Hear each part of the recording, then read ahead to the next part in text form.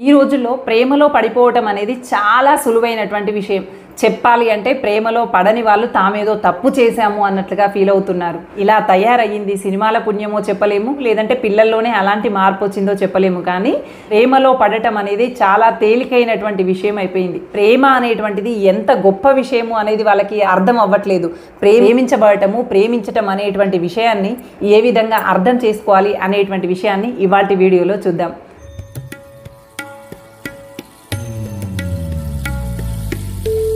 నిజమైనటువంటి ప్రేమ ఏంటి, ప్రేమించబడటము, ప్రేమలో పడటము అనేటువంటి అంశాల ఇవాల్టి వీడియోలో చూద్దాము.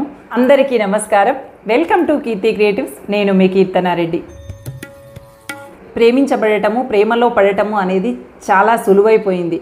ఒకప్పుడు ఒక్కరిని ప్రేమించటమే మహాగగనంగా మారేది. అలాంటిది ఇప్పుడు ఒక వ్యక్తి నచ్చకపోతే వెంటనే బ్రేకప్ చెప్పేసి ఇంకొక వ్యక్తితో, ఆ వ్యక్తి నచ్చకపోతే వెంటనే బ్రేకప్ చెప్పేసి ఇంకొక వ్యక్తితో ప్రేమలో పడిపోవటం అనేది చాలా పరిపాటిగా మారింది.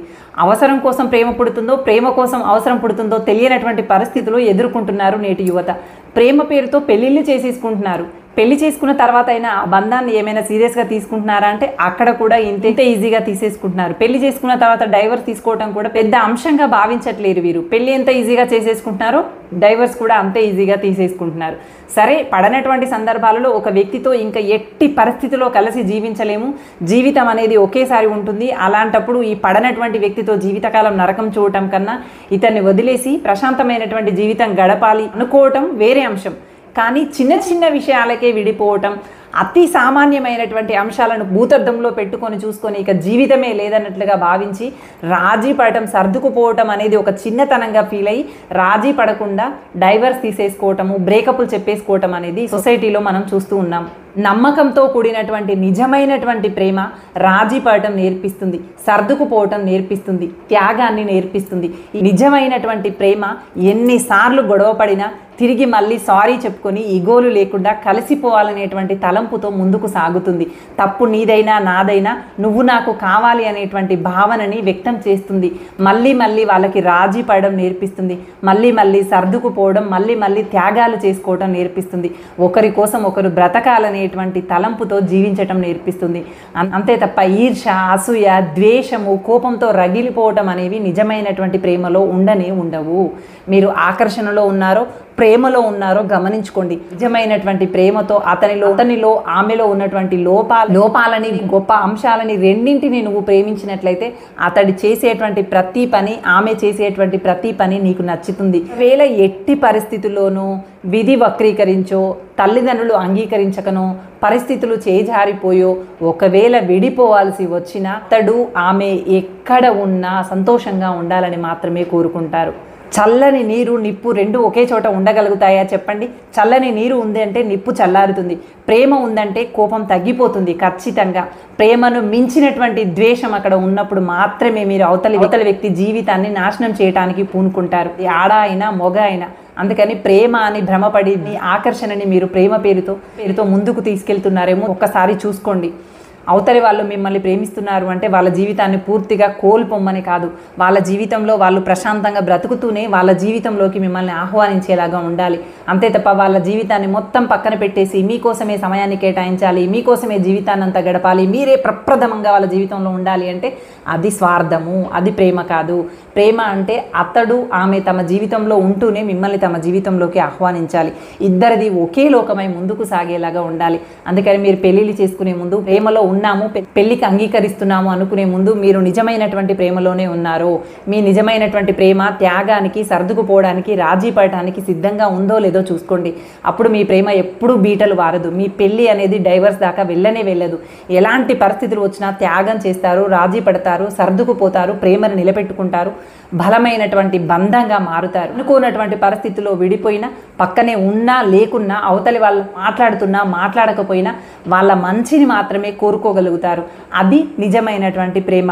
అంతే తప్ప మళ్ళీ ప్రేమించాలి, మీ పట్లే ఫుల్ కాన్సన్ట్రేషన్గా ఉండాలి, మీకే అధిక ప్రాధాన్యత ఇవ్వాలి అని కోరుకునేటువంటి స్వార్థపూరితమైనటువంటి ఆకర్షణ ప్రేమ కానే కాదు. దివశాత్తు ఇద్దరు వేరైపోయినా, వాళ్ళు మీ పక్కన ఉన్నా లేకున్నా, వాళ్ళు మీతో మాట్లాడినా మాట్లాడకపోయినా బ్రతికినంత కాలం వాళ్ళ మంచిని మాత్రమే కోరుకుంటూ వాళ్ళు సంతోషంగా ఉండాలని ఆశించేటువంటి వాళ్ళదే నిజమైనటువంటి ప్రేమ.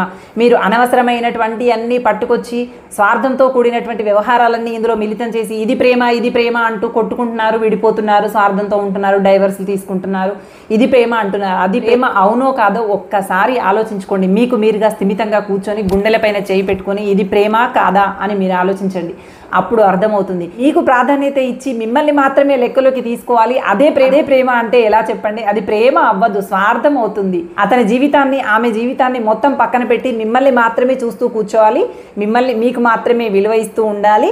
అలా ఇవ్వని పక్షంలో అతని పైన ఆమె పైన ద్వేషం పెంచుకుంటాను, కోపం పెంచుకుంటాను, మోసగాడంటాను, మోసగత్తె అంటాను, ఆమె అంతేందో చూస్తాను, వాడి అంతేందో చూస్తాను అనుకునేటువంటి వాళ్ళ మనసులో ప్రేమ కన్నా ద్వేషమే ఎక్కువగా ఉంది. మంచి కన్నా చెడే ఎక్కువగా కోరుకుంటున్నారు అని అర్థం.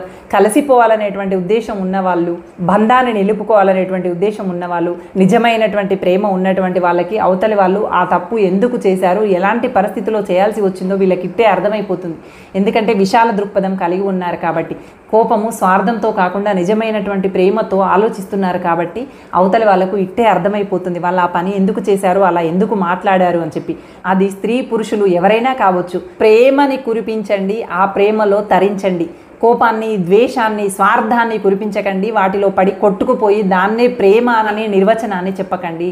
నిజమైనటువంటి ప్రేమ బలమైనటువంటి బంధంగా మారి ఒకరికి ఒకరు స్వాంతనని చేకూరుస్తూ ముందుకు సాగుతుందే తప్ప ఎవ్వరు విడదీయాలన్నా 99% విడిపోదు. ఒకవేళ విధివశాత్తో, ప్రతిష్టల శాత్తో, పెద్దల యొక్క ప్రభావం చేతను విడిపోయినటువంటి ప్రేమ, ఆమె అతడు ఎక్కడ ఉన్నా, మాట్లాడుతున్నా మాట్లాడకపోయినా, చూస్తున్నా చూడకపోయినా వాళ్ళు బాగుండాలి అని కోరుకుంటుంది. బ్రతికి ఉన్నంతకాలం, ఊపిరిపోయేంతకాలం వాళ్ళు సంతోషంగా గడపాలి అని కోరుకుంటుంది. అది నిజమైనటువంటి ప్రేమ. ఆ వ్యక్తితో సర్దుకుపోయి అయినా, ఓపికతో, త్యాగంతో, రాజీ పడుతూ అయినా ఆ వ్యక్తిని నేను వదులుకోవద్దు అనేటువంటి నిజమైనటువంటి ప్రేమ కనుక మీది అయితే ఆ ప్రేమే మిమ్మల్ని ఎప్పటికీ కలిపి ఉంచుతుంది. విడిపోవాలనేటువంటి చిన్న థాట్ని కూడా మీ బ్రెయిన్లోకి రానివ్వదు. కానీ ఎప్పుడైతే ప్రేమను మించి స్వార్థము, ద్వేషము, క్రోధం, కోపం, ఆవేశం, మీకే ప్రాధాన్యత ఇవ్వాలి, మీకే అత్యధిక ప్రాధాన్యత ఇవ్వాలి అనేటువంటి భావన మీలో మొదలవుతుందో అప్పుడు విడిపోవడానికి, మీ బంధం బీటలు పడడానికి తొలి అడుగు పడింది అని గమనించండి. ఒకరి పట్ల ఒకరికి కలిగి ఉన్నటువంటి నిజమైనటువంటి ప్రేమ మిమ్మల్ని గెలిపిస్తుంది.